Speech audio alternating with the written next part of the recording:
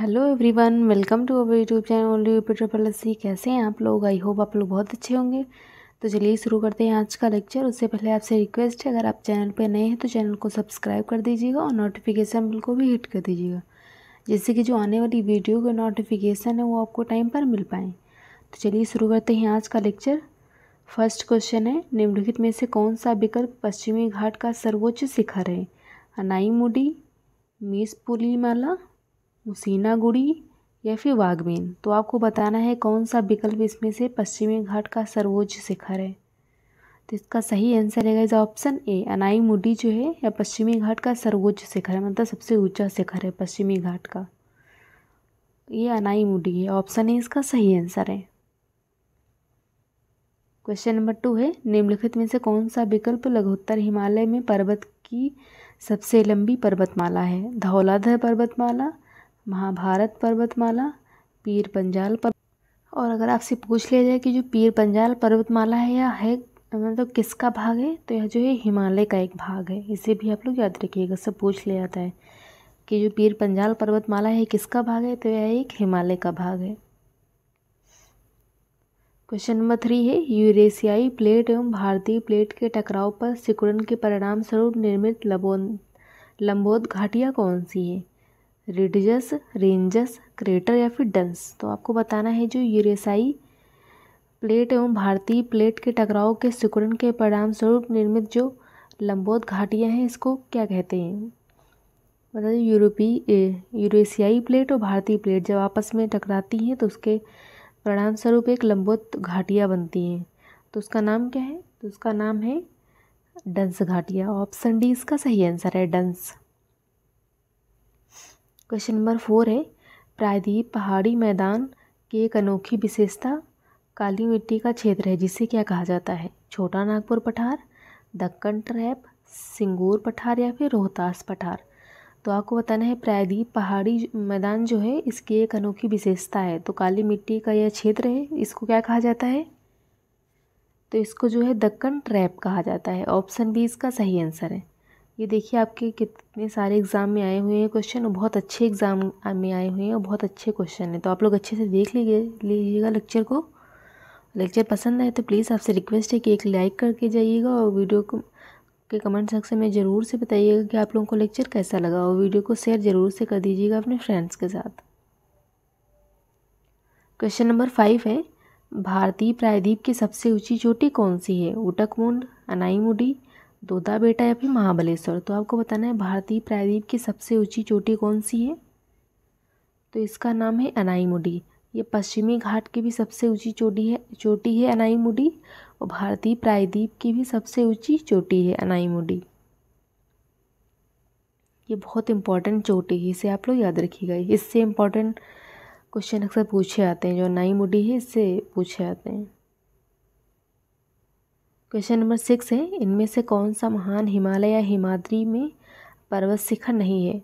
Mount Kanchenjunga, mount Makalu, mount Nag Tibba या फिर mount Nanda देवी। तो आपको बताना है इनमें से कौन सा महान हिमालय या हिमाद्री में पर्वत शिखर नहीं है? तो इसका नाम है माउंट नागटिब्बा। बाकी mount Kanchenjunga, mount Makalu, mount Nanda Devi ये सारे पर्वत शिखर हैं हिमाद्री में। क्वेश्चन नंबर 7 है, इनमें से कौन सा कम हिमालय या हिमाचल के महत्वपूर्ण पहाड़ी रिजॉर्ट्स में से एक नहीं है? बाड़ासुर, चैल, रानीखेत या फिर नैनीताल। तो इसका सही आंसर क्या है? तो इसका सही आंसर है गाइस ऑप्शन ए, बाड़ासुर जो है या हिमाचल के एक महत्वपूर्ण पहाड़ी रिजॉर्ट्स में से एक नहीं है। बाकी चैल, रानीखेत और नैनीताल यह सारे हैं। क्वेश्चन नंबर 8 है, वह कौन सा सर्वोच्च पर्वत शिखर है जो पूरी तरह से भारत में स्थित है? कंचनजंगा, नंदा देवी, केटू जिसे गार्डविन ऑस्ट्रेलिया में कहा जाता है, या फिर कामेट। तो आपको बताना है वह कौन सा सर्वोच्च पर्वत शिखर है जो पूरी तरह से भारत में स्थित है? तो इसका सही आंसर है ऑप्शन बी, नंदा देवी। नंदा देवी कहाँ पर है ये भी आप लोग बताइएगा।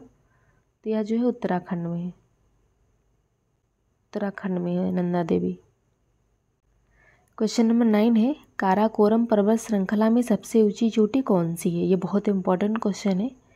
आप लोग कमेंट सेक्शन में बताइए कि जो काराकोरम पर्वत श्रृंखला है इसमें सबसे ऊंची चोटी कौन सी है? नंदा देवी, माउंट केटू, नंगा पर्वत या फिर माउंट एवरेस्ट। तो काराकोरम पर्वत श्रृंखला में जो सबसे ऊंची चोटी है इसका नाम क्या है? तो इसका नाम है माउंट केटू। केटू जो है सबसे ऊंची चोटी है काराकोरम पर्वत श्रृंखला की। तो ऑप्शन बी इसका सही आंसर है।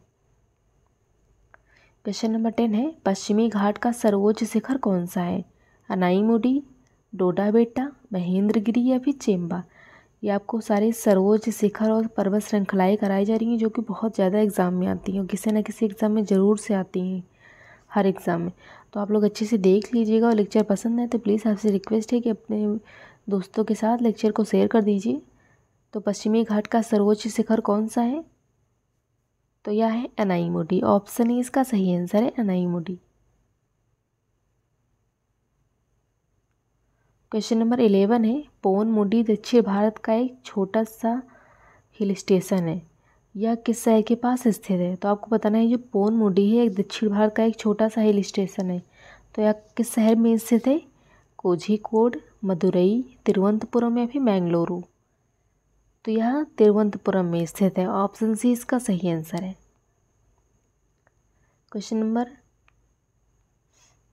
12 है, निम्नलिखित में से कौन सी घाटी पर्वत श्रृंखला में स्थित नहीं है? करेवास, भगीरथी, काठमांडू या फिर अराकू। तो आपको बताना है इनमें से कौन सी घाटी है जो हिमालय पर्वत श्रृंखला में स्थित नहीं है? तो इसका सही आंसर है ऑप्शन डी, अराकू जो है हिमालय पर्वत श्रृंखला में स्थित नहीं है, बाकी करेवास, भगीरथी, काठमांडू ये सारी स्थित हैं। क्वेश्चन नंबर 13 है, मेघालय पठार की सबसे ऊंची चोटी कौन सी है? खासी जयंतिया पहाड़ियाँ, गारो पहाड़ियाँ, मिकिर पहाड़ियाँ या फिर शिलोंग चोटी। तो आपको बताना है जो मेघालय पठार की सबसे ऊंची चोटी है कौन सी है? तो यह शिलांग चोटी है। ऑप्शन डी इसका सही आंसर है। ये जो मेघालय पठार की सबसे ऊंची चोटी है शिलोंग चोटी है। ऑप्शन डी इसका सही आंसर है।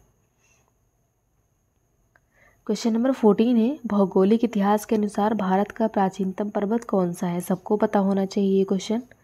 सतपुड़ा, नीलगिरी, अरावली या फिर विंध्य। तो आप लोग कमेंट सेक्शन में बताइए कि जो भौगोलिक इतिहास के अनुसार भारत का प्राचीनतम पर्वत कौन सा है, सबसे पुराना पर्वत?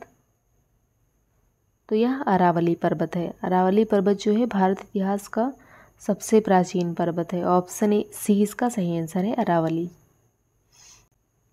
क्वेश्चन नंबर 15 है, केरल में स्थित सर्वोच्च पर्वत चोटी का नाम बताइए। अगस्त्य, चेम्बरा, अनाईमुडी या फिर बनासुर। तो आपको बताना है जो केरल में स्थित सर्वोच्च पर्वत चोटी है इसका नाम क्या है? तो इसका नाम है अनाईमुडी। ऑप्शन सी इसका सही आंसर है। ये अनाईमुडी से देखिए कितने सारे क्वेश्चन पूछे गए हैं, बहुत इंपॉर्टेंट चोटी है। तो आपको बताना है केरल में स्थित सर्वोच्च पर्वत चोटी का नाम क्या है? तो यह अनाईमुडी है। ऑप्शन सी इसका सही आंसर है। क्वेश्चन नंबर 16 है, निम्न में से किस भारतीय पर्वतीय चोटी की ऊंचाई सबसे कम है? कंचनजंगा, नंदा देवी, कामेट या फिर मुकुट पर्वत। तो इन चारों में से बताना है आपको किसकी ऊंचाई सबसे कम है? तो यह मुकुट पर्वत की कम है। ऑप्शन डी इसका सही आंसर है। क्वेश्चन नंबर 17 है, कंचनजंगा विश्व में तीसरा सबसे बड़ा पर्वत है, यह किसके बीच सीमा पर स्थित है? ये बहुत इंपॉर्टेंट क्वेश्चन है कि जो कंचनजंगा है आपको बताना है ये विश्व का सबसे तीसरा बड़ा पर्वत है। यहाँ पर ये भी बता दिया गया है कि विश्व का सबसे बड़ा तीसरा पर्वत है, किसकी सीमा के बीच स्थित है? कौन से दो देशों के बीच? भारत और भूटान, भारत और चीन, भारत और नेपाल या फिर भारत और तिब्बत। आप लोग कमेंट सेक्शन में इसका आंसर बताइए। तो यह स्थित है भारत और नेपाल के बीच। ऑप्शन सी इसका सही आंसर है। कंचनजंगा जो है भारत और नेपाल के बीच सीमा पर स्थित है। ऑप्शन सी इसका सही आंसर है। क्वेश्चन नंबर 18 है, निम्न में से किस पर्वतीय स्थान की ऊंचाई समुद्र तट से सबसे अधिक है? दार्जिलिंग, ऊटी, शिमला या फिर डलहौजी। तो आपको बताना है कौन सा पर्वतीय स्थान है जिसकी ऊंचाई समुद्र तट से सबसे अधिक है? तो यह स्थान है ऊटी। ऑप्शन बी इसका सही आंसर है। क्वेश्चन नंबर 19 है, उत्तरी अंडमान का उच्चतम बिंदु जो 732 मीटर है, इस पर स्थित चोटी कौन सी है? देवमाली, कारोह, सैडल या फिर बैटलिंग छिप। तो उत्तरी अंडमान की जो उच्चतम 732 मीटर पर स्थित चोटी कौन सी है? तो यह सैडल है, सैडल पीक। ऑप्शन सी इसका सही आंसर है। क्वेश्चन नंबर 20 है, दुनिया के सबसे बड़े थार रेगिस्तान में से एक भारत में कहाँ स्थित है? चांदीपुर उड़ीसा, वेदारण्यम तमिलन, जैसलमेर राजस्थान या फिर कच्छ गुजरात। तो आपको इसका आंसर बताना है। तो इसका सही आंसर है guys option D, Kutch Gujarat. Question number 21 है, वन खंड एक प्रमुख पर्यावरण संसाधन है, भारत का कितना भू क्षेत्र वन क्षेत्र के अंतर्गत आता है? 10%, 20%, 25% या फिर 33%। ये बहुत इंपॉर्टेंट क्वेश्चन है, आपसे पूछा जा सकता है कि वन खंड एक प्रमुख पर्यावरण संसाधन है, भारत का कितना भू क्षेत्र जो है वन क्षेत्र के अंतर्गत आता है? तो जो इसका सही आंसर है ऑप्शन बी, ऑप्शन सी, 25% जो है भू क्षेत्र या वन क्षेत्र के अंतर्गत आता है भारत में। और कहाँ पर जो है सबसे ज़्यादा वन पाए जाते हैं इंडिया में? तो यह जो है एमपी है, मध्य प्रदेश में जो है सबसे ज़्यादा वन है इंडिया में। क्वेश्चन नंबर 22 है, बिनसर का जंगल भारत के किस प्रदेश या फिर केंद्र शासित क्षेत्र में अवस्थित है? आपको बताना है जो बिनसर का जंगल है या भारत में कहाँ पर है? मध्य प्रदेश में, हिमाचल प्रदेश में, लक्षद्वीप में या फिर उत्तराखंड में। तो यह जो बिनसर का जंगल है भारत के किस प्रदेश या फिर केंद्र शासित क्षेत्र में स्थित है? तो यह स्थित है उत्तराखंड में। ऑप्शन डी इसका सही आंसर है। ये जो बिनसर का जंगल है यह बहुत इंपॉर्टेंट है, तो यह जो है उत्तराखंड में है। क्वेश्चन नंबर 23 है, वन विभाग के सर्वेक्षण के मुताबिक भारत का वास्तविक वन भौगोलिक क्षेत्र का है? किस चीज़ का है? 17%, 23%, 18.5%, 21.54% या फिर 20.67%। तो आपको बताना है वन विभाग के सर्वेक्षण के मुताबिक जो है भारत का वास्तविक वन भौगोलिक क्षेत्र है, कितना है? तो इसका सही आंसर है ऑप्शन सी, 21.54%। क्वेश्चन नंबर 24 है, भारत के किस राज्य में वन क्षेत्र सर्वाधिक है? मैंने अभी आपको बताया है कि भारत में कौन सा राज्य है जिसमें सबसे ज़्यादा वन पाए जाते हैं? मध्य प्रदेश, मेघालय, झारखंड या फिर मिजोरम। तो जो इसका सही आंसर है यह है ऑप्शन ए, मध्य प्रदेश में। क्वेश्चन नंबर 25 है, भारत में निम्नलिखित में से किस प्रकार के वन का सबसे बड़ा क्षेत्र है?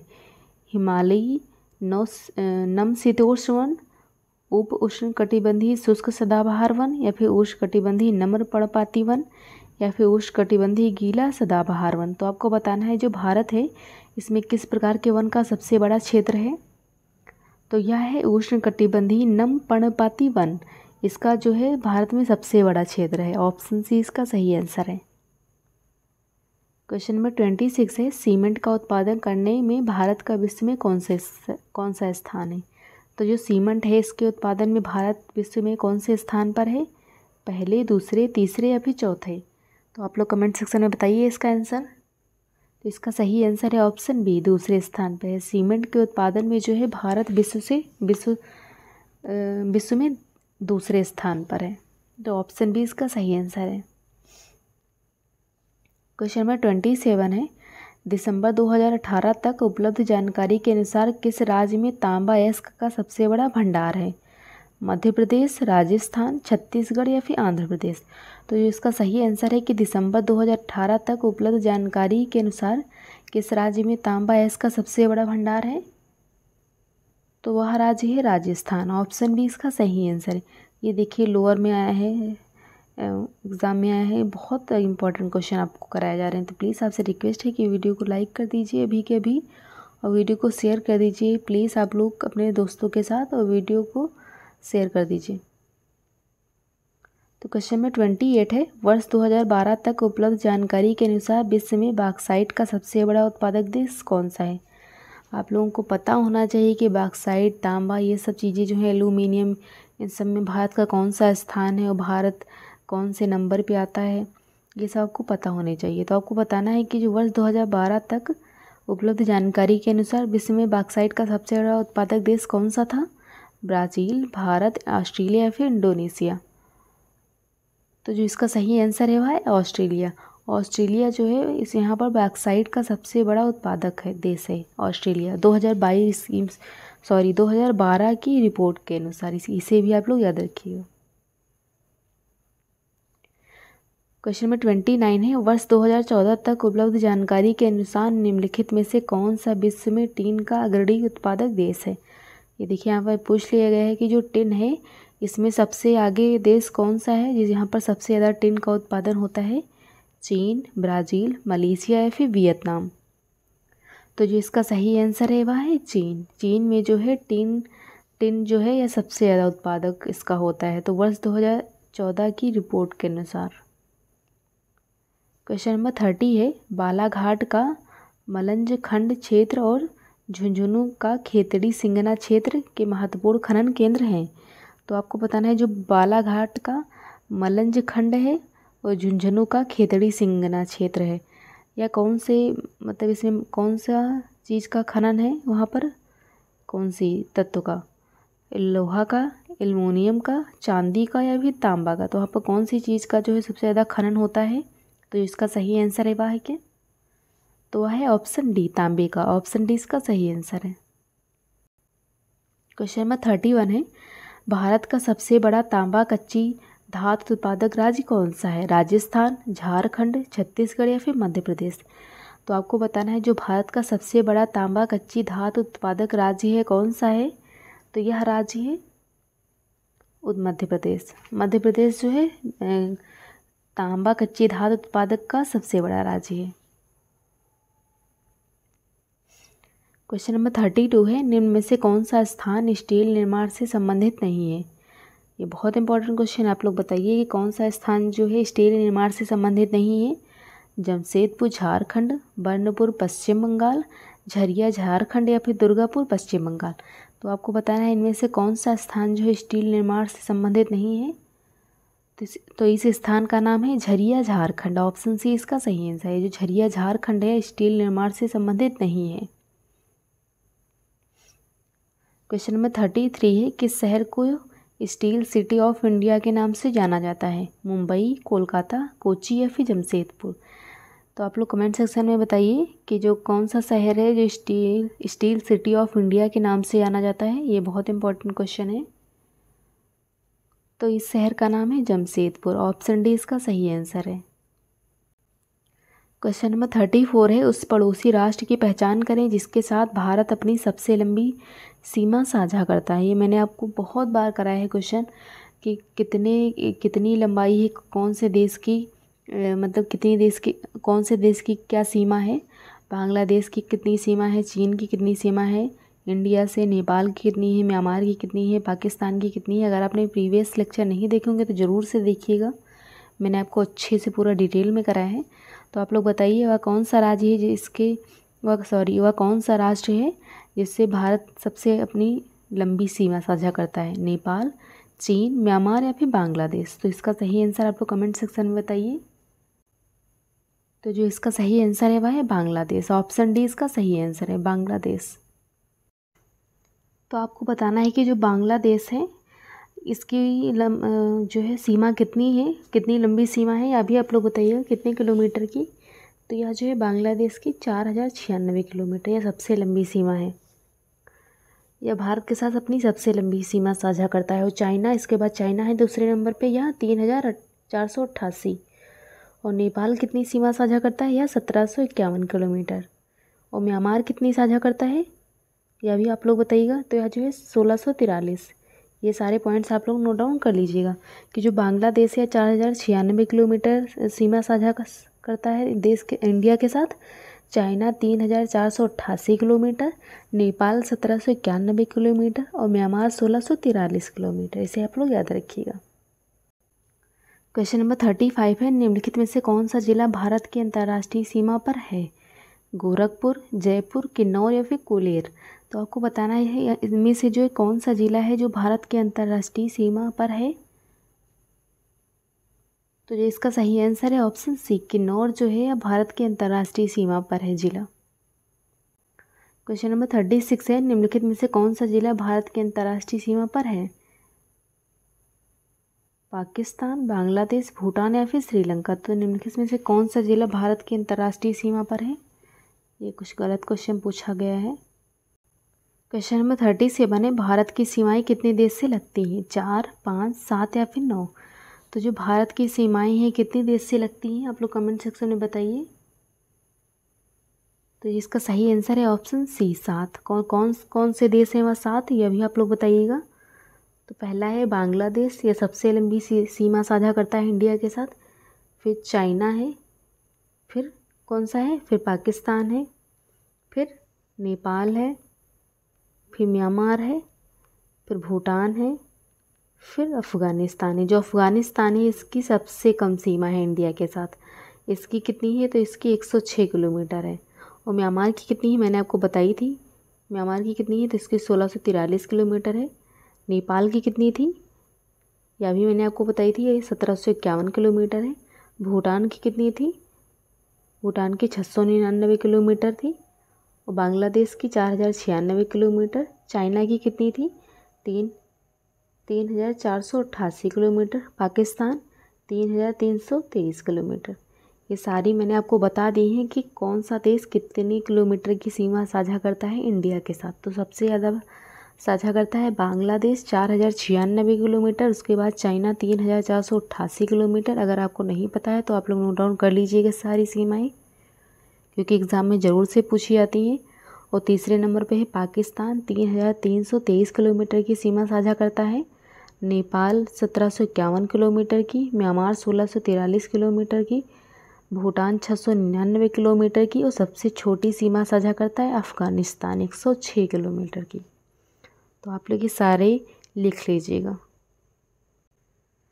क्वेश्चन नंबर 38 है त्रिपुरा अपने उत्तर, दक्षिण और पश्चिम में घिरा हुआ है, किससे, म्यांमार से, चीन से, थाईलैंड से या फिर बांग्लादेश से। तो जो त्रिपुरा है अपने दक्षिण और पश्चिम में कौन से देश से घिरा हुआ है, तो आप लोग कमेंट सेक्शन में इसका आंसर बताइएगा। तो जिसका सही आंसर है option D, Bangladesh. Question number 39 है भारत में ग्रीष्मकालीन मानसून के प्रवाह की सामान्य दिशा निम्नलिखित में से कौन सी है, दक्षिण से उत्तर, दक्षिण पूर्व से दक्षिण उत्तर, दक्षिण पश्चिम से दक्षिण पूर्व या फिर दक्षिण पश्चिम से उत्तर पूर्व। तो आपको बताना है ग्रीष्मकालीन मानसून के प्रवाह की सामान्य दिशा निम्नलिखित में से कौन सी है। तो यह है ऑप्शन डी, दक्षिण पश्चिम से उत्तर पूर्व। ऑप्शन डी इसका सही आंसर है। और गाइस अगर आप लोग अभी तक भी वीडियो को लाइक नहीं किए तो प्लीज़ आपसे रिक्वेस्ट है कि वीडियो को लाइक कर दीजिए, शेयर कर दीजिए और चैनल को सब्सक्राइब करना मत भूलिएगा। आपको बहुत अच्छे क्वेश्चन कराए जा रहे हैं जो कि आपके काफ़ी एग्ज़ाम में आए हुए हैं क्वेश्चन है, जो कि अच्छे एग्ज़ाम में आए हैं। तो आप लोग अच्छे से देख लीजिएगा, पूरे लेक्चर को देखिएगा।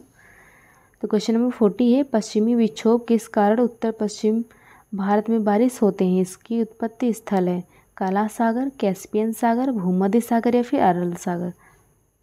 तो आपको बताना है कि जो पश्चिमी विक्षोभ है जिस कारण उत्तर पश्चिम भारत में बारिश होती है, उसका उत्पत्ति स्थल मतलब क्या है, वह कहाँ से होती है, तो वह भूमध्य सागर से होती है। ऑप्शन सी इसका सही आंसर है। क्वेश्चन नंबर 41 है भारत में कितनी फसल ऋतुएं पाई जाती हैं, 2, 1, 3 या फिर 4। तो भारत में कितनी फसल ऋतुएं पाई जाती हैं, तो यह पाई जाती हैं 3 फसल ऋतुएं। भारत में 3 फसल ऋतुएं पाई जाती हैं। क्वेश्चन नंबर 42 है भारत की उच्चतम वार्षिक वर्षा कहाँ पर दर्ज की गई है, नामची सिक्किम, चूरू राजस्थान, मासिनराम मेघालय या फिर चंबा हिमाचल प्रदेश। ये मैं आपको बहुत बार क्वेश्चन करा चुकी हूँ कि भारत की जो सबसे ज़्यादा वर्षा है कहाँ पर दर्ज की गई है, तो यह दर्ज की गई है मासिनराम मेघालय। और सबसे ज़्यादा गर्मी कहाँ पर होती है, तो यह जो है लेह लद्दाख में होती है। इसे भी आप लोग याद रखिएगा, सर पूछ लिया जाता है कि सबसे ज़्यादा वर्षा वाला कौन सा है, तो यह मासिनराम मेघालय है। और सबसे गर्मी वाला लेह लद्दाख जो है। क्वेश्चन नंबर 43 उस दिन को वर्षा दिन माना जाता है जिस दिन कितनी वर्षा होती है, कितने mm वर्षा होती है, 3.0 mm, 2.0 mm, 2.5 mm या फिर 12.5 mm। तो उस दिन को वर्षा दिन माना जाता है जिस दिन कितनी वर्षा होती है, तो जिस दिन 2.5 mm वर्षा होती है उस दिन को वर्षा दिन माना जाता है। तो ऑप्शन सी इसका सही आंसर। ये इंपॉर्टेंट क्वेश्चन है, आप लोग याद रखिएगा, अगर नहीं पता है तो नोट डाउन कर लीजिए। क्वेश्चन नंबर 44 है भारत के किस राज्य में कर्क रेखा जिसे ट्रॉपिक ऑफ कैंसर भी कहते हैं इसके अति समीपस्थ कोई शहर है, मिजोरम, मध्य प्रदेश, त्रिपुरा या फिर छत्तीसगढ़। तो आपको बताना है जो ट्रॉपिक ऑफ कैंसर है इसके अति समीप कौन सा शहर है, तो इसके समीप है मध्य प्रदेश। ऑप्शन बी इसका सही आंसर है। मध्य प्रदेश में सबसे ज़्यादा वन भी पाए जाते हैं।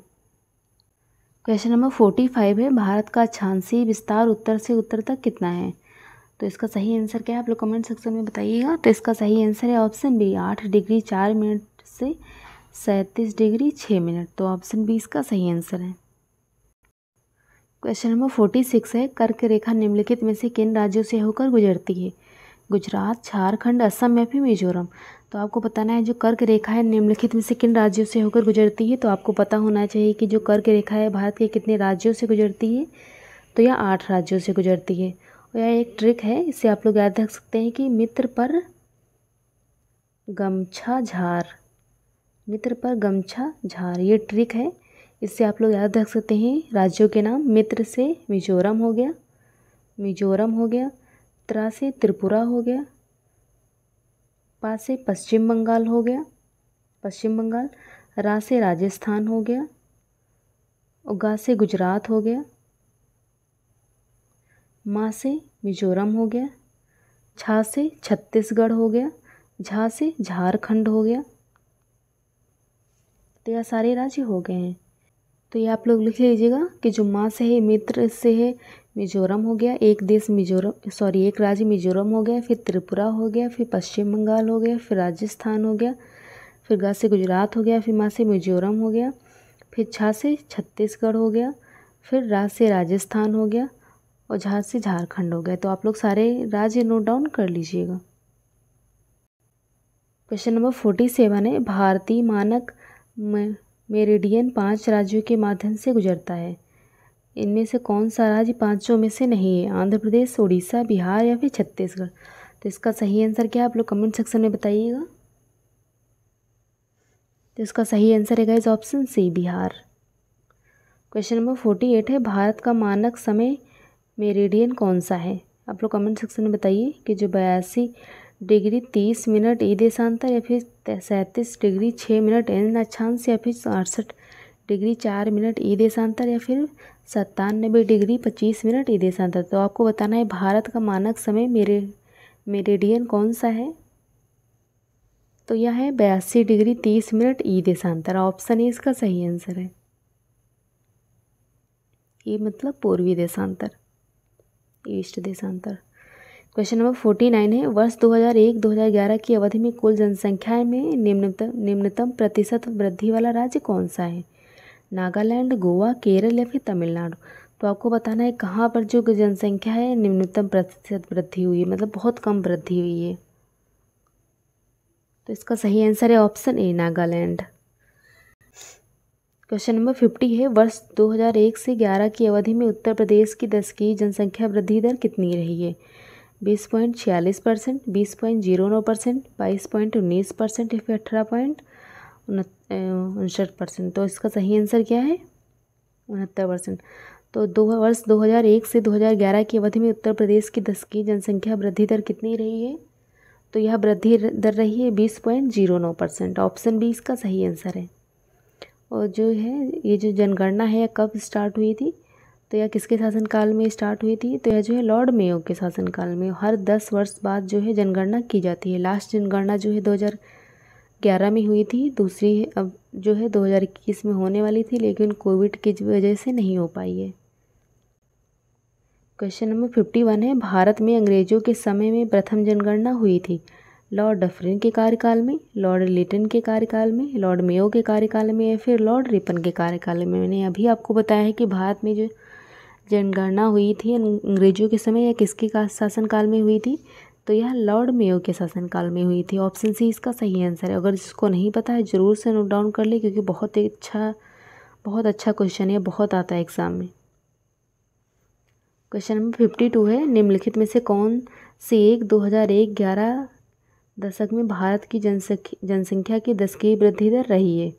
17.11%, 17.64%, 16.74% या फिर 16.05%। तो आपको बताना है निम्न में से कौन सी एक 2001 से 11 दशक में भारत की जनसंख्या की 10 की वृद्धि दर रही है। तो जिसका सही आंसर है ऑप्शन बी 17.64%।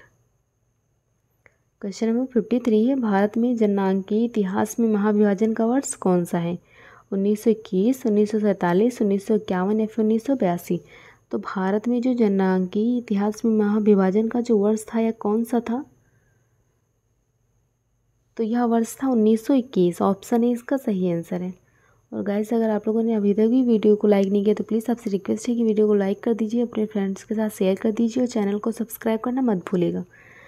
तो 2011 जनगणना के अंतिम आंकड़ों के अनुसार भारत की जनसंख्या का कितना प्रतिशत जो है उत्तर प्रदेश में रहता है? लगभग 19, लगभग 18%, लगभग 17% या फिर लगभग 16%। तो यूपी से हो अगर आप, तो इसका क्वेश्चन आपको पता होना चाहिए कि जो 2011 जनगणना के अंतिम आंकड़ों के अनुसार भारत की जनसंख्या का कितना प्रतिशत जो है उत्तर प्रदेश में रहता है? तो यह लगभग 16% रहता है। ऑप्शन डी इसका सही आंसर है। क्वेश्चन नंबर 55 है, जनगणना 2011 के अंतिम आंकड़ों के अनुसार भारत की जनसंख्या में स्त्रियों का प्रतिशत कितना है? ये आपको जो है सब जनगणना से क्वेश्चन कराए जा रहे हैं, बहुत सारे इसमें जो है जनगणना से क्वेश्चन है और जनगणना से एक नया क्वेश्चन ज़रूर से आपके एग्ज़ाम में आएगा ही, एक से ज़्यादा भी देखने को आपको मिल सकते हैं। तो आप लोग अच्छे से देखिएगा लेक्चर को पूरा और लेक्चर को शेयर ज़रूर से कर दीजिएगा। तो जो जनगणना 2011 के अंतिम आंकड़ों के अनुसार भारत की जनसंख्या में स्त्रियों का कितना प्रतिशत था? 49.80, 48.46, 47.98 या फिर 47.24। तो जो जनसंख्या में स्त्रियों का प्रतिशत कितना था? तो इस स्त्रियों का प्रतिशत 48.46 था। ऑप्शन बी इसका सही आंसर है। क्वेश्चन नंबर 56 है, जनगणना 2011 के अंतिम आंकड़ों के अनुसार उत्तर प्रदेश की कुल जनसंख्या का 2001 से 11 के दौरान 10 की वृद्धि दर था, कितना था? 25.07, 21%, 20.30% या फिर 20.09%।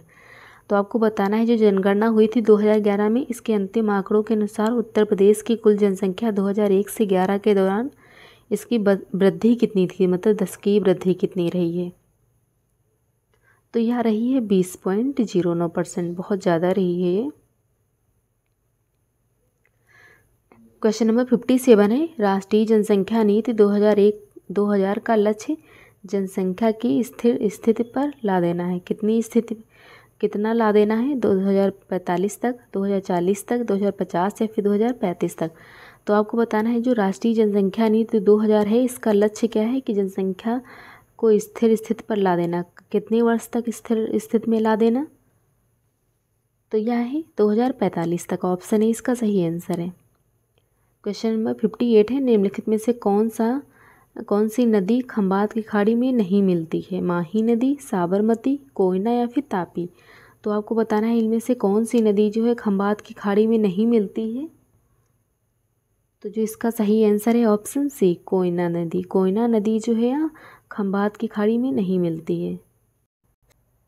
और अगर आपसे पूछ ले कि जो माही नदी है कहाँ से निकलती है, तो माही नदी जो है विंध्याचल पर्वत से निकलती है। इसे भी आप लोग याद रखिएगा। ये जो माही नदी है विंध्याचल पर्वत से निकलती है और अरब सागर में जाके गिरती है। और माही नदी जो है कर्क रेखा की, दोनों कर्क रेखा से गुजरती है माही नदी जो है।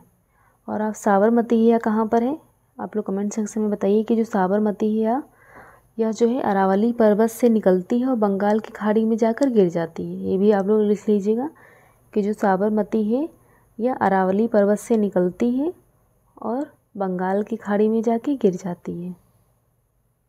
ये इंपॉर्टेंट पॉइंट है दोनों के, आप लोग लिख लीजिएगा। नेक्स्ट क्वेश्चन है कि निम्नलिखित में से कौन सा विकल्प भारतीय प्रायद्वीप में पश्चिम की ओर बहने वाली दूसरी सबसे बड़ी नदी है? नर्मदा, तापी, साबरमती या फिर कोयना। तो जिसका सही आंसर क्या है आप लोग कमेंट सेक्शन में बताइएगा। तो यह जो है तापी नदी। इनमें से जो है भारतीय प्रायद्वीप में पश्चिम की ओर बहने वाली दूसरी सबसे बड़ी नदी तापी नदी है। क्वेश्चन नंबर 60 है, निम्नलिखित में से कौन सी नदी उत्तर पिनाकिनी के नाम से जानी जाती है? मोस्ट इंपॉर्टेंट क्वेश्चन है, आप लोग कमेंट सेक्शन में इसका आंसर ज़रूर से दीजिएगा कि जो उत्तर पिनाकिनी के नाम से कौन सी नदी जानी जाती है? कावेरी, ब्राह्मणी, वैगई या फिर पेन्नार। तो जो इसका सही आंसर है ऑप्शन डी, पेन्नार जो है यह उत्तर पिनाकिनी के नाम से जानी जाती है। क्वेश्चन नंबर 61 है, निम्नलिखित में से कौन सी नदी यमुना से नहीं मिलती है? केन नदी, सोन नदी, बेतवा नदी या फिर चंबल नदी। तो आपको बताना है इनमें से कौन सी नदी है जो है यमुना से नहीं मिलती है। तो यह नदी सोन नदी है। ऑप्शन बी इसका सही आंसर है। क्वेश्चन नंबर 62 है, नर्मदा के अतिरिक्त कौन सी दूसरी नदी है जो अमरकंटक से निकलती है? बेतवा नदी, ताप्ती नदी, महानदी या फिर सोन नदी। तो आप लोग कमेंट सेक्शन में बताइए कि ऐसी कौन सी नदी है जो नर्मदा के अतिरिक्त ऐसी कौन सी नदी है जो अमरकंटक से निकलती है। तो इसका सही आंसर है ऑप्शन डी, सोन नदी जो है या नर्मदा नदी के अलावा जो है अमरकंटक से निकलती है। नेक्स्ट क्वेश्चन है कि काबिनी, हेमवती और अमरावती कौन सी नदी की सहायक नदियां हैं। बहुत इंपॉर्टेंट क्वेश्चन है, आप लोग कमेंट सेक्शन में बताइए कि जो काबिनी, हेमवती और अमरावती नदी जो है यह कौन सी नदी की सहायक नदी है। महानदी, कृष्णा नदी, कावेरी या फिर गोदावरी।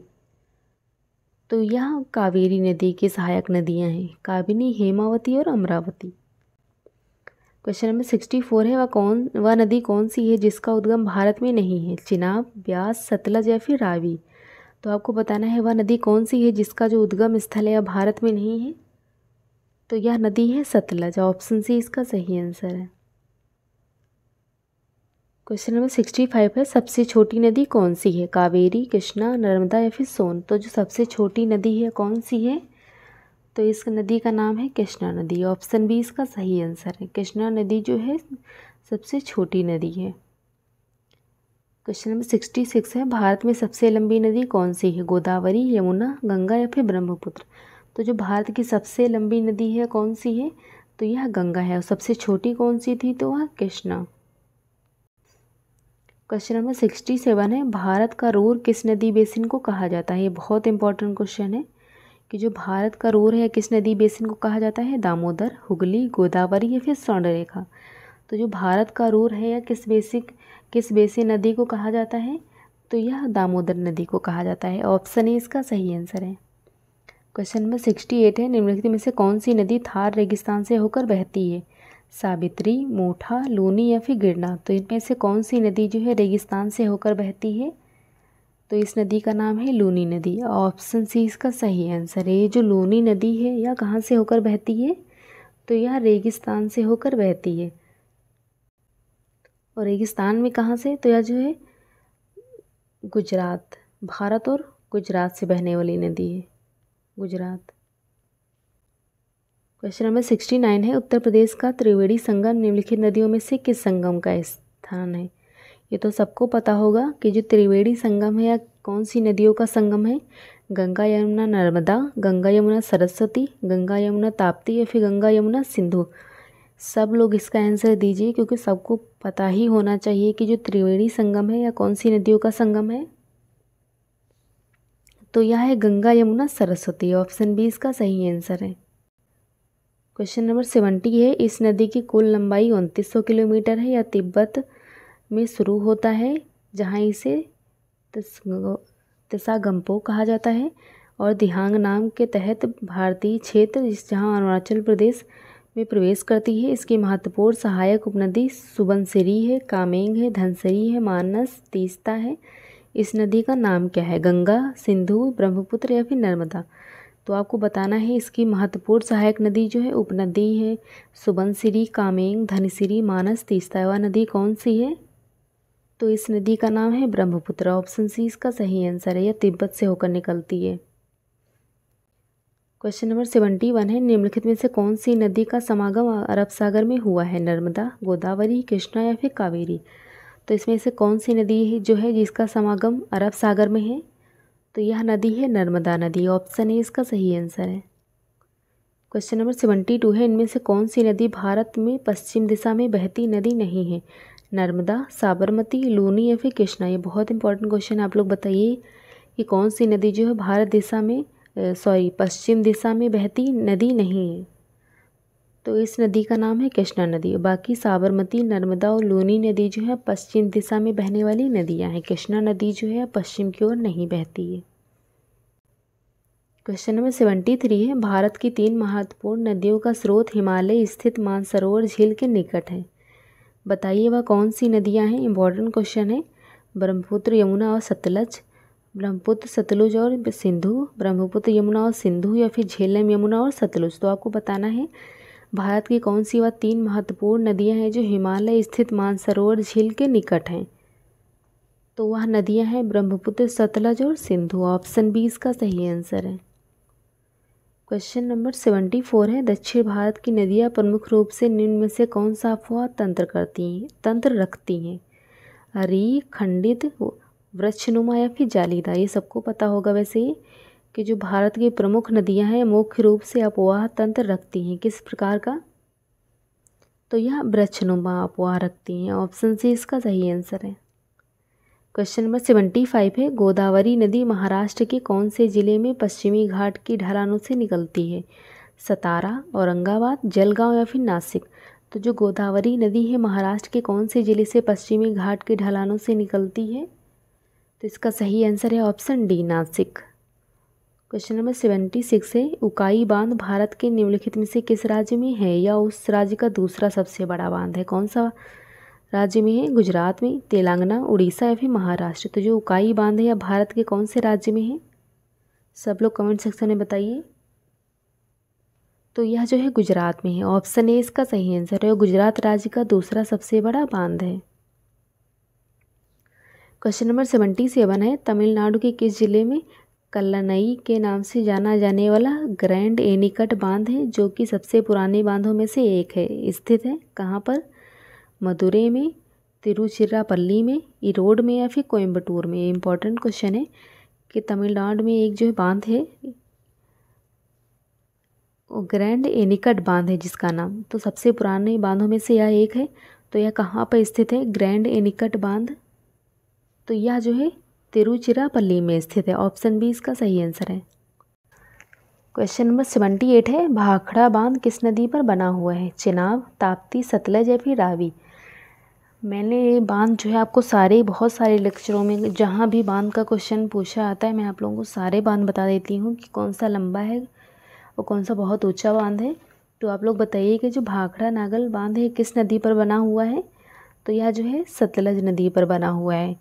और यह कौन से राज्य में है? तो जो भाखड़ा है यह हिमाचल प्रदेश से रिलेटेड है और बांध और नांगल यहाँ पे आता है, नागल यह पंजाब से होता है, पंजाब। इसके पीछे एक जलाशय भी है जिसे कौन सा जलाशय कहा जाता है? तो जिसे जो है गोविंद सागर झील कहा जाता है, गोविंद सागर झील, यह अक्सर पूछ ली जाती है। तो यह जो है भाखड़ा नागल बांध के पीछे है। और यह जो है विश्व का सबसे ऊंचा गुरुत्वीय बांध है, सबसे ऊंचा दूसरा गुरुत्वीय बांध है। सबसे ऊंचा जो है टिहरी है। इसकी ऊंचाई कितनी है आप लोग बताइएगा कमेंट सेक्शन में। अगर आपने प्रीवियस लेक्चर देखे होंगे तो आपको पता होगा, मैंने बहुत सारे लेक्चर में बताया है कि जो एशिया का सबसे ऊंचा बांध है कौन सा है? एशिया का सबसे ऊंचा बांध कौन सा है? तो यह जो है टिहरी है। इसकी ऊंचाई कितनी है? तो यह जो है 261 मीटर है, 261 मीटर है। और एशिया का सबसे ऊंचा दूसरा बांध कौन सा है? तो यह जो है भाखड़ा नागल बांध है। इसकी ऊंचाई कितनी है? तो इसकी जो है 226 मीटर है। और जितना ऊंचा बांध होता है वहाँ पर भूकंप की संभावना उतनी ही ज़्यादा रहती है। तो टिहरी बांध पर जो है बहुत ज़्यादा भूकंप की संभावना रहती है। उसके बाद भाखड़ा नागल परियोजना पर रहती है। भाखड़ा नागल बांध जो है यहाँ पर सबसे ज़्यादा रहती है, इसके बाद दूसरे नंबर पे यहाँ पर रहती है।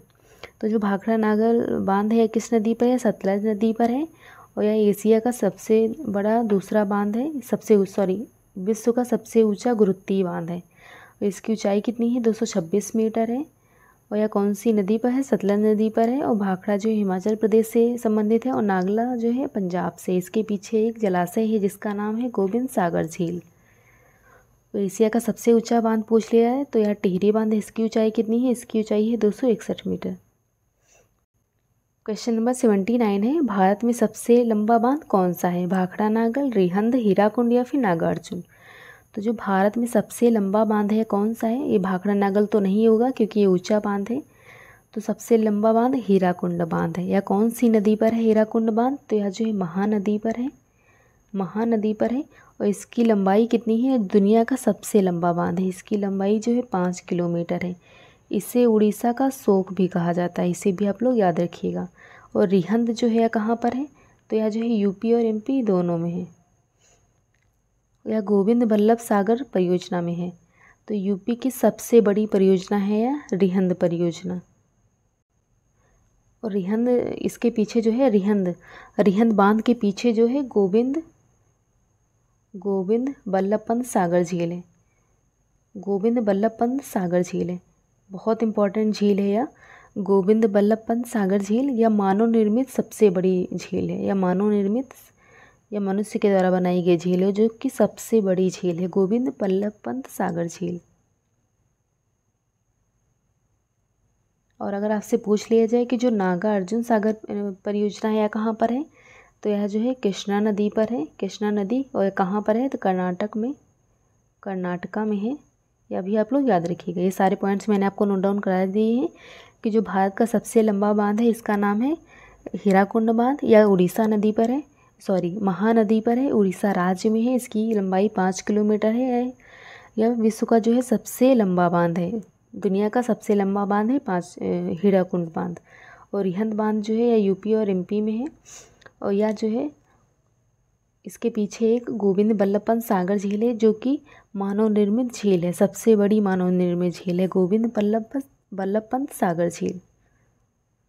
और रिहंद बांध कहाँ पे है, तो ये जो है यूपी और एमपी। और नागार्जुन परियोजना अक्सर पूछ ली जाती है कि नागार्जुन सागर परियोजना जो है कौन सी नदी पर है, तो यह जो है कृष्णा नदी पर है। या कौन से राज्य में है कृष्णा नदी, तो यह जो है कर्नाटका। तो आप लोग ये सारे पॉइंट्स नोट डाउन कर लीजिएगा। क्वेश्चन नंबर 80 है, कुडनकुलम परियोजना किस राज्य में स्थित है। तो आप लोग बताइए कि कुडनकुलम परियोजना है किस राज्य में स्थित है, तो यह जो है तमिलनाडु में स्थित है, तमिलनाडु में स्थित है। नीचे दिख नहीं रहा आप लोगों को, तो मैं यहाँ पे लिख दे रही हूँ कि जो कुडनकुलम परियोजना है तमिलनाडु में स्थित है। यह बहुत इंपॉर्टेंट परियोजना है।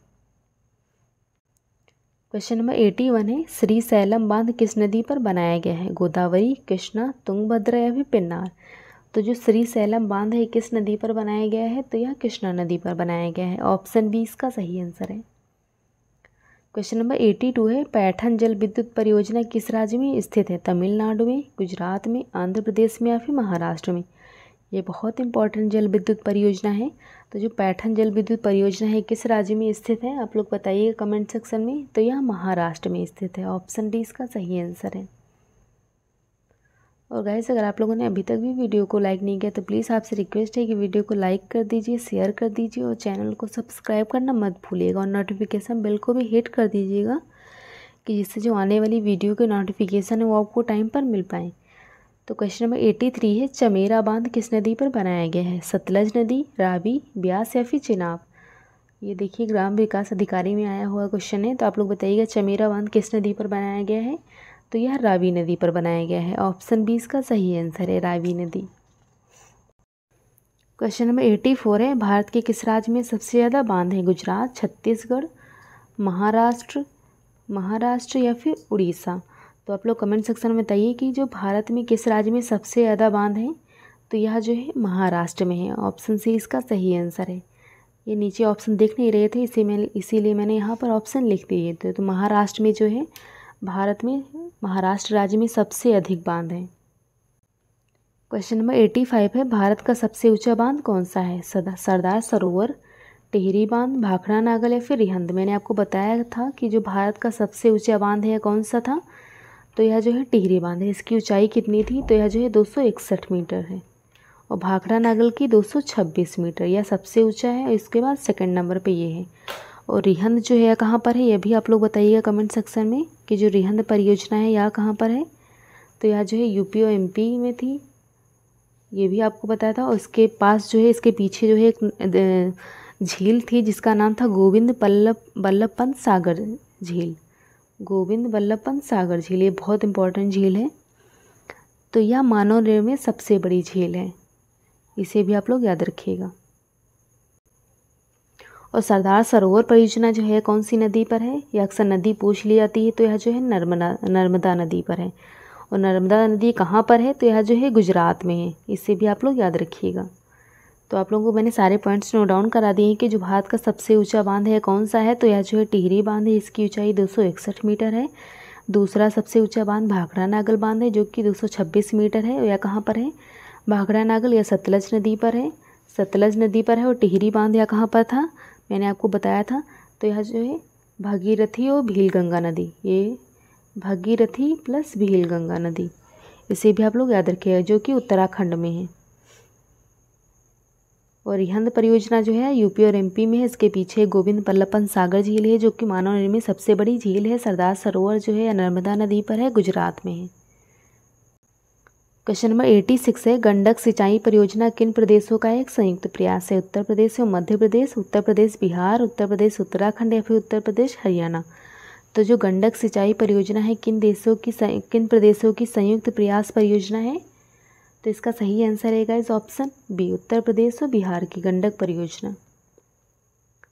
क्वेश्चन नंबर 87 है, भारत में कुल सिंचाई का 45% और घरेलू पानी भूजल रिजर्व में से आता है। कितना परसेंट जो है भूजल रिजर्व से आता है? 60%, 40%, 20% या फिर 80%। तो इसका सही आंसर है गाइस ऑप्शन डी, 80% जो है घरेलू पानी भूजल रिजर्व से आता है। आप लोग नोट डाउन कर लीजिएगा। ये जो क्वेश्चन आपको कराए गए हैं बहुत इंपॉर्टेंट क्वेश्चन है आप लोगों के एग्ज़ाम के लिए, तो आप लोग अच्छे से लेक्चर को देख लीजिएगा और जो ना रहा हो उसे आप लोग नोट डाउन कर लीजिएगा। तो आज का लेक्चर यहीं पे ख़त्म होता है। अगर आपको लेक्चर पसंद आया हो तो प्लीज़ आपसे रिक्वेस्ट है कि वीडियो को लाइक करके जाइएगा, वीडियो को शेयर कर दीजिएगा अपने दोस्तों के साथ और चैनल को सब्सक्राइब करना मत भूलिएगा, आपसे रिक्वेस्ट है। और टेलीग्राम चैनल को भी ज्वाइन कर लीजिएगा। टेलीग्राम चैनल का जो लिंक है वीडियो के डिस्क्रिप्शन बॉक्स में दिया गया है, तो वहाँ से आप लोग टेलीग्राम चैनल को ज्वाइन कर सकते हैं।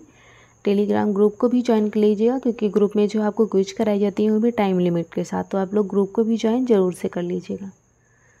तो आज का लेक्चर यहीं पे ख़त्म होता है। मिलते हैं नेक्स्ट वीडियो में। Keep supporting guys, bye bye.